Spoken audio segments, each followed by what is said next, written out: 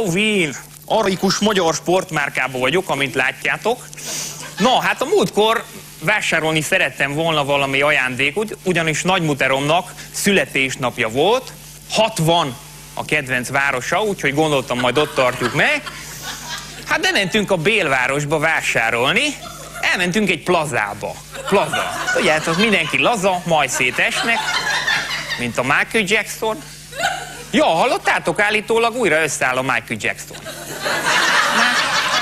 Már rá is fér. Bementünk egy butikba, egy ilyen plaza bula volt az eladó, ilyen lenszőke, fenniszőke, mindenhol szőke, csámcsogott a rákogumint, talpán figyelt a gőzölős vasaló, és oda volt kozmálva a szolárium előző napi hatásaitól. Hát rám nem nagyon figyelt, a hétvégi buli részleteit egyeztettem mobilon csajokkal. Egy idő után meguntam a banántot, mondom, hello, nem ismersz meg? Szia, nem. Mondom, én vagyok a vevő.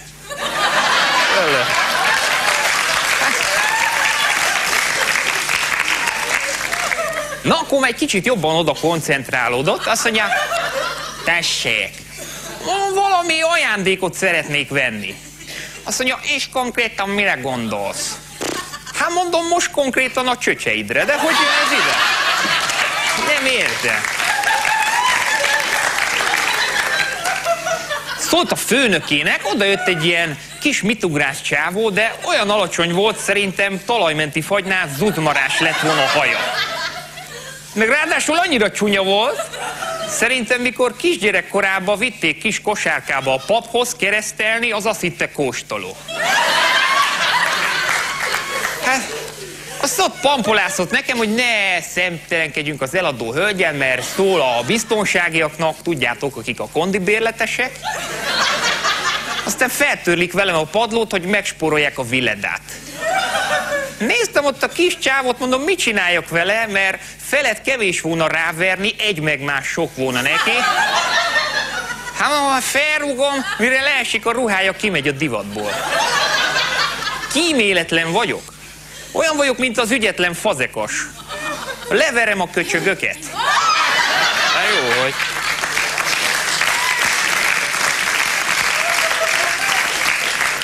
Na aztán jöttek is a biztonságiak, mindenki ki volt gyúrva, hát mert mostanában nem tudom, megfigyelték-e, divat ez, gyúrni kell. Aki nem gyúr, csirke marad. Én is lementem az edzőterembe, azt ráültem a radiátorra melegíteni. Nem tudtam, mert hát addig nekem a fizikum helyett mindig fontosabb volt az unikum. Azt ott mondta egy sűrű csávó, hogy súlyzókkal kéne, de hát nekem addig senki nem mondta, hogy a súlyzók meg nehezek. Hol már?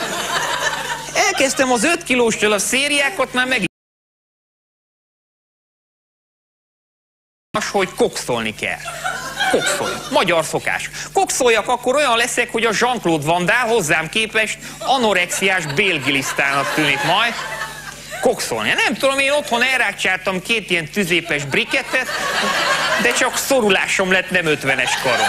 Köszönöm szépen!